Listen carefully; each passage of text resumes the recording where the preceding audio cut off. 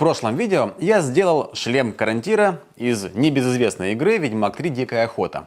А в этом видео я расскажу, что и почему я изменил в оригинальном дизайне и как я смог сделать данный шлем полностью пригодным для спортивных бугуртов. Если вы не знаете, что это современный молодой спорт, где ребята дерутся макетами средневекового вооружения, то есть на стальном тупом оружии. Это захватывающий вид спорта, и доспехи под это мероприятие очень часто видоизменяются. Причем не только фэнтези, но и исторические образцы. В современных произведениях, таких как фильмы, сериалы, компьютерные игры, очень часто изображаются доспехи.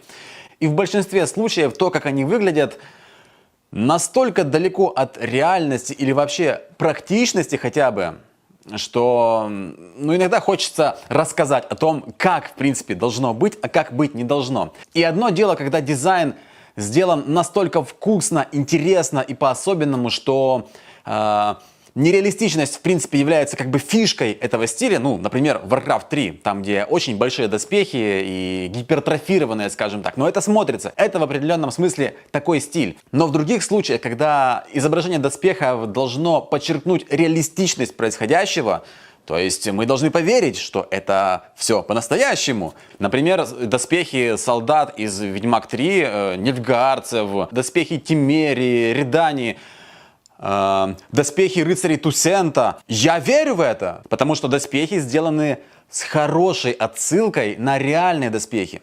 Да, конечно же, художники CD Projekt, когда создавали доспехи для главных антагонистов, доспехи Дикой Охоты, они не запаривались над практичностью или реалистичностью. Их задачей было создать образы. Образы, которые вызывают сразу определенные ассоциации. И у них это получилось. А перед началом пара слов о спонсоре этого видео. Это Lost Ark, многопользовательская игра в жанре фэнтези. И вы можете сами оценить, как здесь реализованы доспехи, ведь она скачивается бесплатно на компьютер. Но кроме боев и доспехов, тут есть возможность исследовать огромный и красивый мир. Кроме приключений, вы можете занять себя мирными делами, такими как рыбалка, охота, археология и другое. Обратите внимание, что тут можно покорять морские просторы на личных судах, которые еще и прокачиваются. Свежее летнее обновление в очередной раз добавило в игру много нового. Новый класс – охотница на демонов, прекрасно владеющая 3 видами оружия. Скорострельными пистолетами, мощным дробовиком и дальнобойным карабином. Благодаря такому оружию охотница одинаково хороша как на близкой, так и на дальней дистанции. И прекрасно подходит как для уничтожения монстров, так и для заруб в PvP. А кому хочется больше хардкора, может испытать себя в одиночном режиме Хребет Игхарама, разделенный на 50 уровней с постоянно возрастающей сложностью. Больше пройденных уровней – больше награда. Любители кастомизации обрадуются новой системе изменения визуала оружия и снаряжения, а новичкам будет проще освоиться в игре благодаря новой системе бафов, упрощающих прокачку. Lost Ark, как всегда, не стоит на месте. Новичок ты или старый ветеран, переходи по ссылке в описании, забирай подарки и исследуй огромный фэнтези-мир. Ну что ж, переходим конкретно к шлему и что, почему и как я изменил. И сначала мы ознакомимся с дизайном из игры. То, как показали нам Карантира художники CD Projekt. Первые ассоциации, когда мы видим данный шлем, это череп в шлеме танкиста. И на самом деле это интересное решение, сразу срабатывает некий триггер, сразу какие-то ассоциации возникают. То есть мы не безразличны к данному дизайну, и это хорошо. Что же для меня, как доспешника, бросается в глаза сразу же, когда я смотрю на данный шлем? Например, неподъемное забрало. Это очень ограничивает, во-первых, в обзоре, в дыхании и так далее. Второе. Огромный обод. Это часть, за которую легко зацепиться и повалить, или дернуть, или вообще провести какой-либо прием на нашем герое. А создавая доспех, точно нельзя оставлять какие-либо выступы или участки доспеха, которые помогут противнику. Это важно. Также можно заметить чересчур толстые детали. Да, этим грешат многие дизайнеры. Как грешат? Чтобы подчеркнуть массивность и крутость персонажа, очень часто изображаются доспехи прям буквально что ли из сантиметровой толщины, чтобы показать мощность и непробиваемость нашего персонажа. Это очень нереалистично, а также нереалистично, насколько маленькая голова по отношению к телу. Но это стандартные приемы, которые рассчитаны на зрителей, а не профессионалов, которые смотрят и выискивают, а что же не так в этом доспехе. Следующий минус, который я хотел бы отметить, это то, что шея довольно открыта, и я не наблюдаю там какой-либо дополнительной защиты по типу горжета или кольчужного воротника в районе горла. То есть мы имеем шлем, в который легко залетают колющие удары под шлем, и не видим какой-либо защиты, которая остановит острие копья, меча и так далее, если мы будем бить в шею. С другой стороны, может там просто не видно, и там что-то в теории можно одевать. Это уже из разряда, когда я хотел бы увидеть, что там наш персонаж защищен, а там этого нету, и я уже вот просто докапываюсь до каких-то мелочей. Что ж, мы немножечко поверхностно разобрали, что не так с оригинальным дизайном, и переходим к изменениям, с помощью которых этот шлем можно одевать в бугурт и чувствовать себя безопасно. Первое, что я изменил в изготовлении этого шлема, это толщина. Здесь у меня толщина 2 мм, а не какая-либо там больше, потому как для бугурта больше, чем 3 мм стали на голове, подкаленной стали, не нужно. 2 мм это шлем, который подразумевает, что вы не танкуете, вы двигаетесь, вы, возможно, используете его в одиночном турнире, а не только в массовых. И вам необходимо облегчить доспех по возможности для того, чтобы быть максимально эффективным. Дело в том, что в бугуртах есть разные роли. Есть танк, который вяжет на себе внимание противников и выдерживает почти все удары, которые в него прилетают. А есть ребята, которые очень подвижные и которые должны забегать во фланг, в спину, в бок и на скорости сбивать своих противников. Итак, здесь у нас 2 мм, что говорит о том, что это не самый бронированный шлем для бугурта. Но это хорошая, надежная толщина, и с ней можно работать. Следующее изменение касается не визуальной части, а больше производства. Оригинальный шлем имеет цельный верх, цельный купол, и мне это делать было бы намного сложнее. Поэтому я разделил купол на две части. У меня есть верхняя пластина, и есть такая боковая часть, которая и сзади тоже цельная. В итоге я сэкономил кучу времени, кучу своих сил и отковал просто верх, согнул и отковал вот эту вот нижнюю часть, причем она вот такая обрезанная. Это хорошо было видно на видео с изготовлением. И это решение чисто практичное с точки зрения, как сделать легче. Сохраняя оригинальный дизайн, я сделал 5 вот таких ребер. Причем крайнее ребро обозначено не только самим ребром, но еще и краем пластины. Мне показалось, что это изящное решение, потому что и проще делать, и интереснее визуально становится. Следующее, то, что я добавил от себя, это вот эта пластина-накладка. Когда я разделил купол на две части, у меня образовался не очень эстетичный срез вот в этом месте, который показывал, что у нас как бы купол не цельная деталь. И чтобы это закрыть и обозначить интересный, красивый овал вокруг лица, я решил добавить такую накладку. Такая накладка в данном контексте, в бугуртном, это просто лишний вес.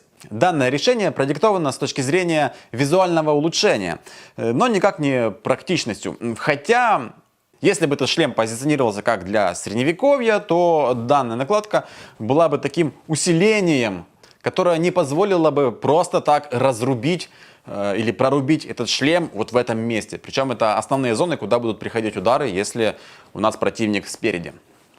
В оригинальном дизайне по всему вот этому краю также имеется некое то ли ребро, то ли углубление, то ли выпуклость.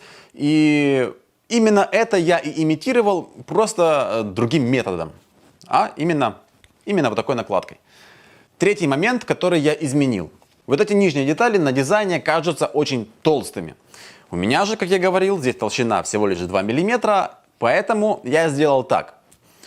Край деталей я просто оформил с помощью вот такого вот ребра, которое не только визуализирует край, то есть очерчивает, показывает его, но еще является ребром жесткости.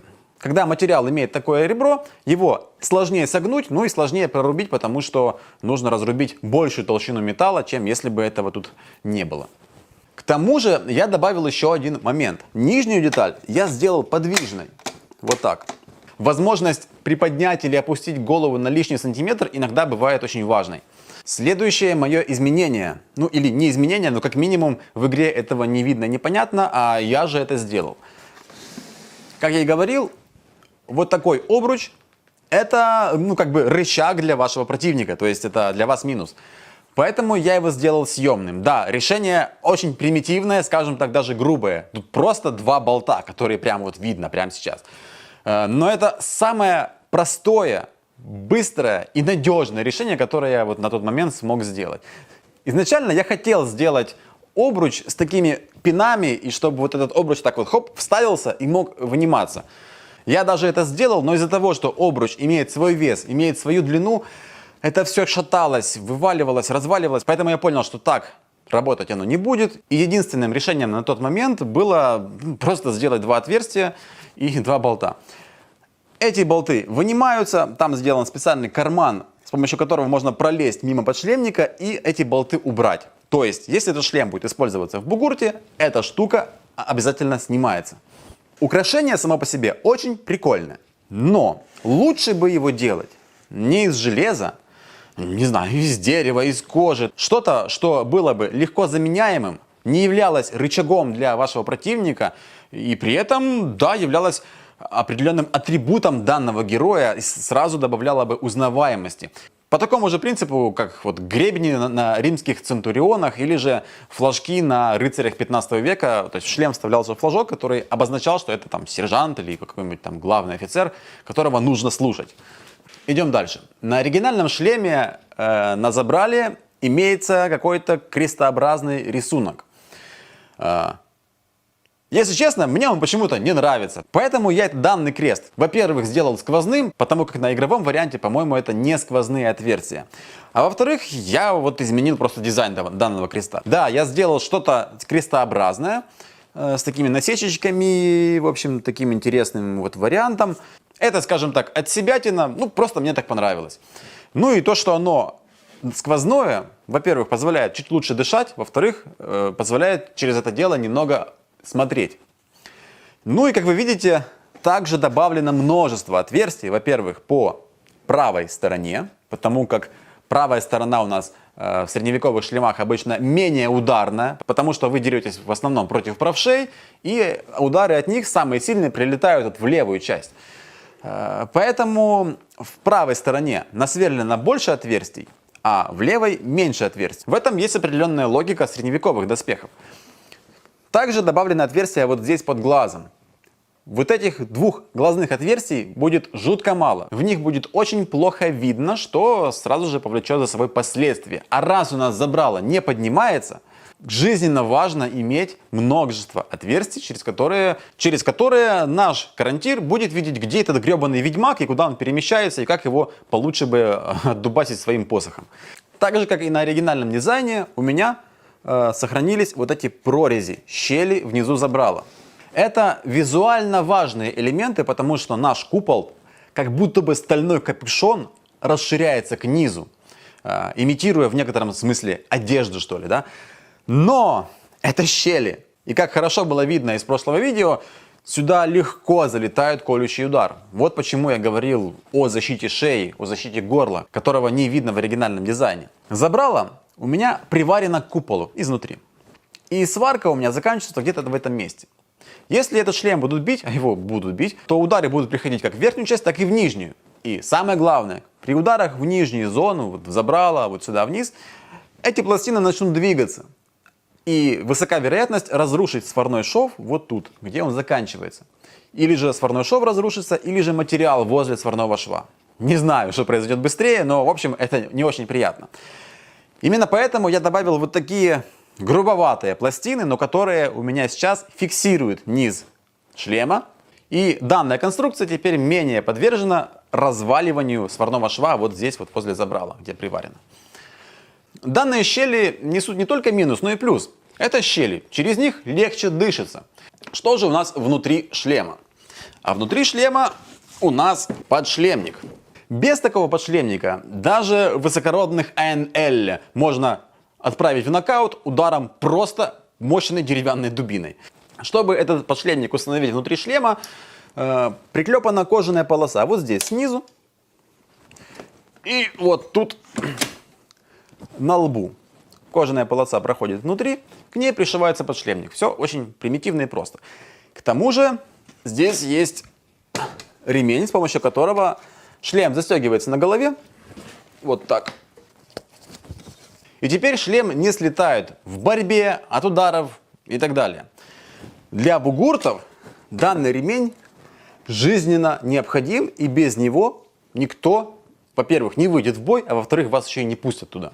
Про декорирование шлема я рассказывал в прошлом видео, но повторюсь еще раз. С одной стороны, у меня изображена дикая охота, скачущая по небу, а также корабль Нагльфар. Так описывали дикую охоту простые смертные, которые могли случайным образом быть свидетелями явления дикой охоты и при этом остаться в живых. С другой стороны, у меня вытравлено пророчество Итлины о скором приближении пришествия Белого Хлада. Это также пророчество из вселенной Ведьмака. На ободе выгравированы символы из «Звездных врат». Это такой старенький сериал. И с помощью «Звездных врат» можно было перемещаться между планетами, ну, скажем так, между мирами. А Карантир — это у нас навигатор дикой охоты. Ну, и мне показалось, что будет уместно сделать некую отсылку на Stargate, на «Звездные врата» и начертить данные символы. Тем более, что сам дизайн этих «Звездных врат» и кольцо очень похожи. Ну, кольцо, там, треугольники и так далее. Это самое явное изменение, которое я добавил в шлем, чтобы сделать это изделие подходящим для спортивного бугурта.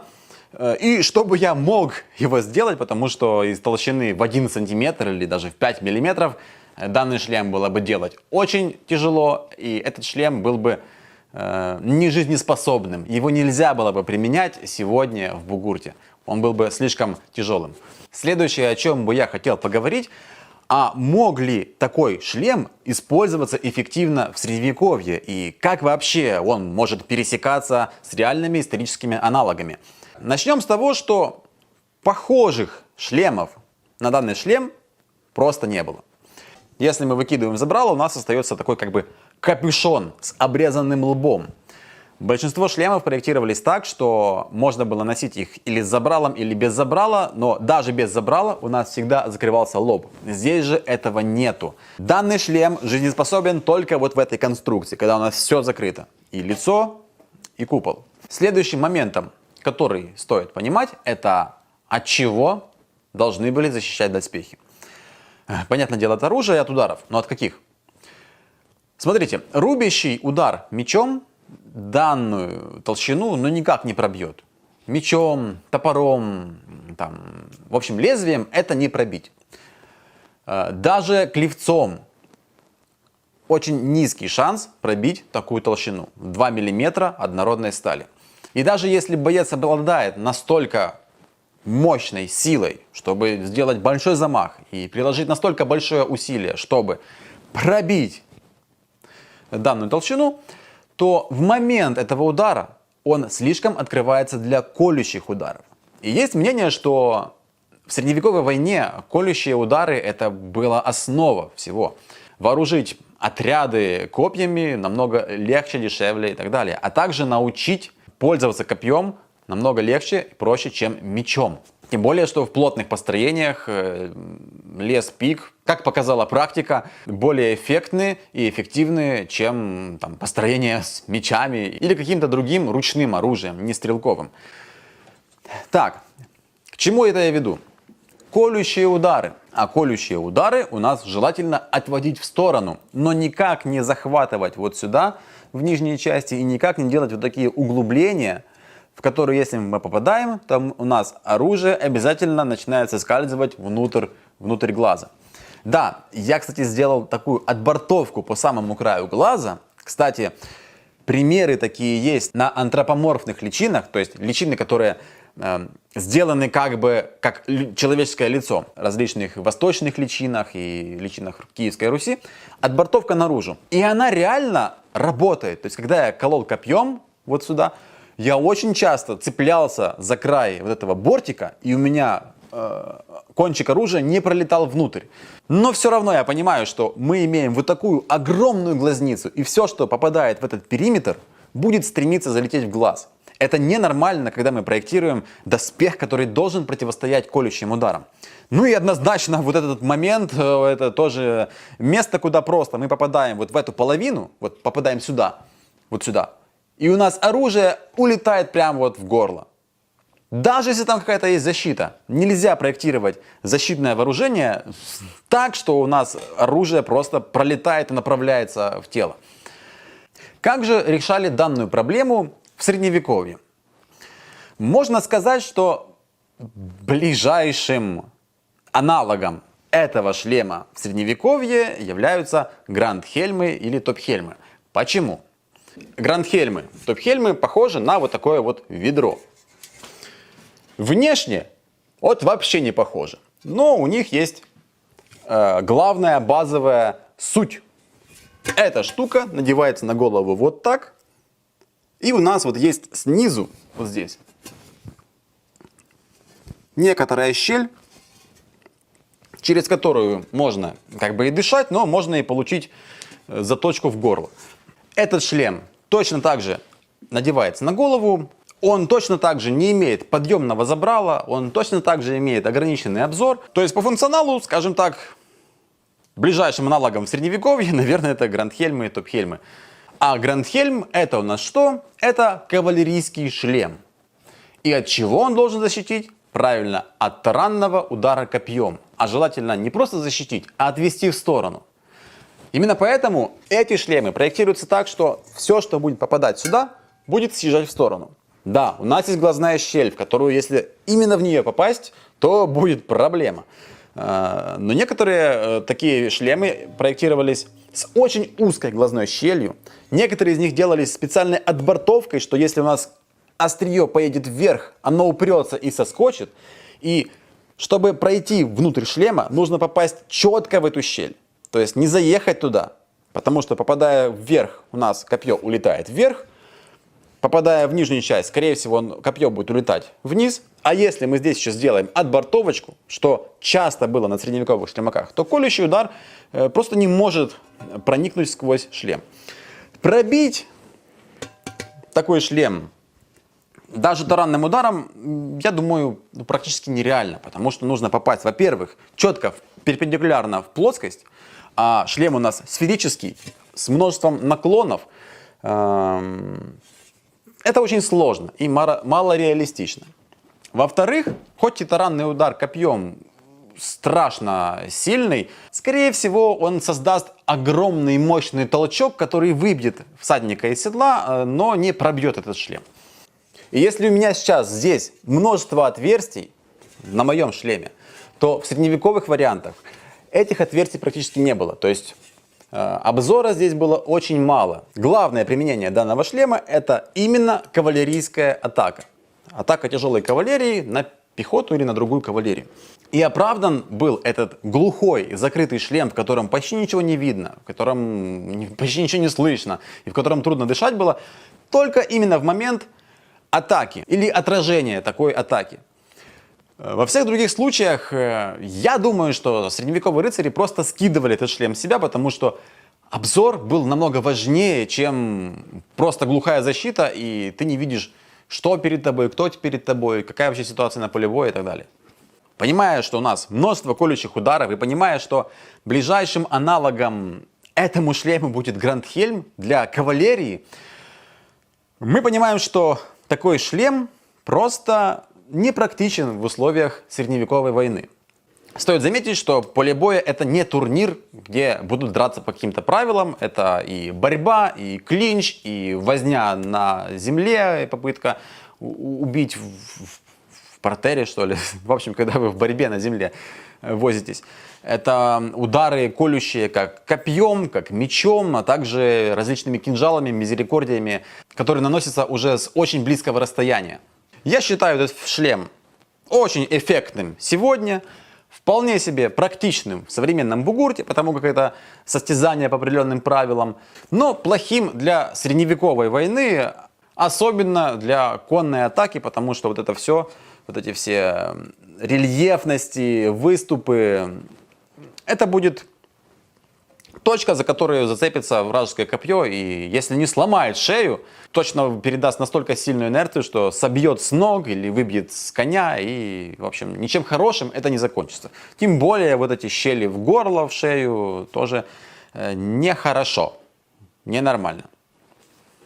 Можно ли было бы сделать на базе нашего оригинального дизайна шлема Карантира из игры шлем, который был бы оправдан с точки зрения средневековой войны? Да, можно было бы.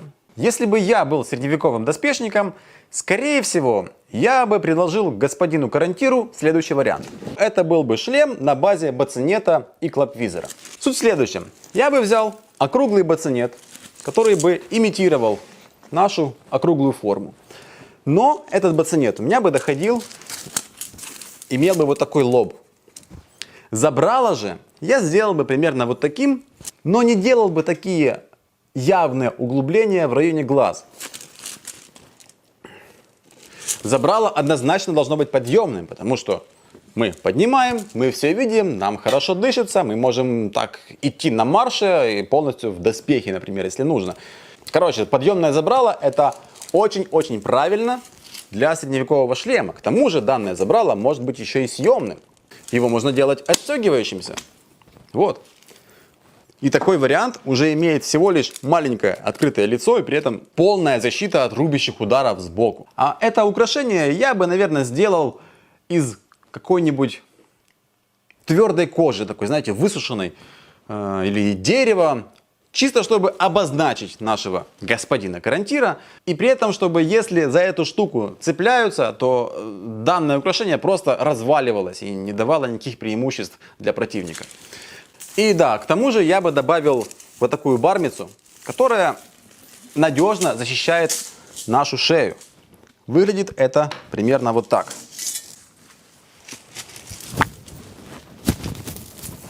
Теперь поразить шею спереди, сбоку, через эту бармицу, намного сложнее, чем это сделать без нее. Вот. Возможно, вы сейчас задаетесь себе вопросом, а зачем вообще фэнтези-доспехи делать типа какими-то реалистичными? Это же фэнтези. Если это сделать реалистично, то зрителя или читателя это погружает намного сильнее в произведение, и позитивных эмоций от этого только больше. Если же нам показывают какой-либо доспех, который нереалистичный, который сгипертрофирован или который просто бредовый, то, конечно же, доверие и погружение в это произведение намного меньше будет. Успешные фэнтези-проекты всегда базируются на чем-то, что затрагивает реальный опыт зрителя или читателя.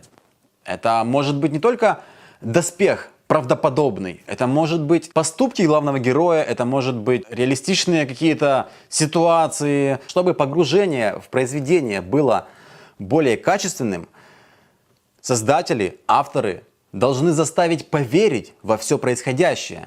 И CD Projekt сделали это на очень хорошем уровне. Мне, как доспешнику, очень понравилось, как изображены доспехи в игре. Да, не все. Да, если у нас Дикая охота, там мало чего похожего на реальные средневековые доспехи.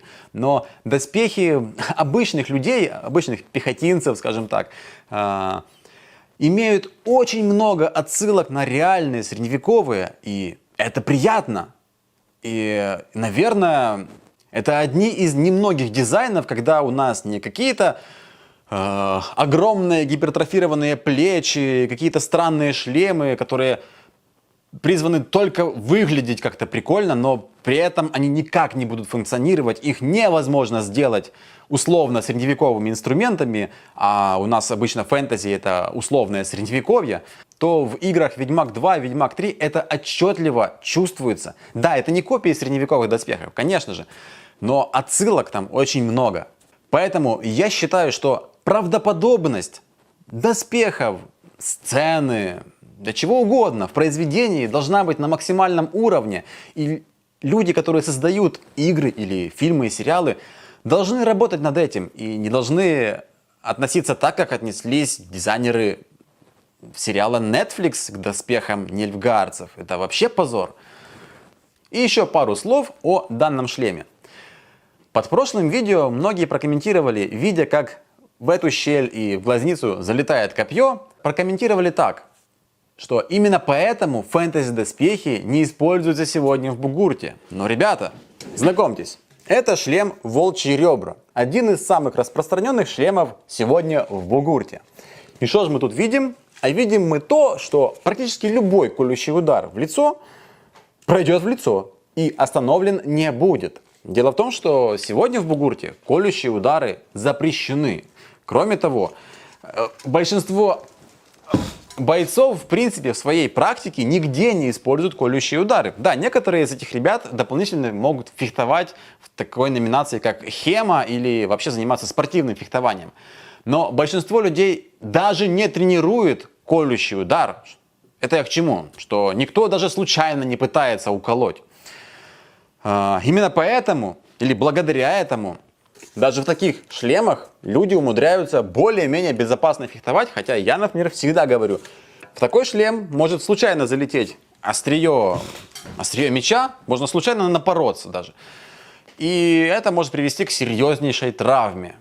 Поэтому я за шлемаки, которые имеют примерно вот такую перфорацию, в которую очень трудно попасть случайным ударом, и только вот если очень не повезло, то уже что-то залетает прямо вот именно в глазницу. По-моему, то, что сегодня в бугуртах не используются фэнтези-доспехи, это минус для бугуртов. Потому что было бы там больше фэнтези-наполнения, данные бои просто бы имели намного больший интерес и имели бы больше зрителей, а следовательно, это имело бы большую отдачу для бойцов, потому что главной проблемой сегодня для бугуртов является то, что топовые спортсмены занимаются этим практически профессионально, но реализовать себя как спортсмен они не могут, потому что на этом невозможно заработать. А заниматься нужно так, как будто бы это твоя профессия. Нужно покупать дорогой доспех, нужно тренироваться очень много, нужно следить за своим здоровьем, за питанием. Очень часто люди травмируются, и это просто хобби.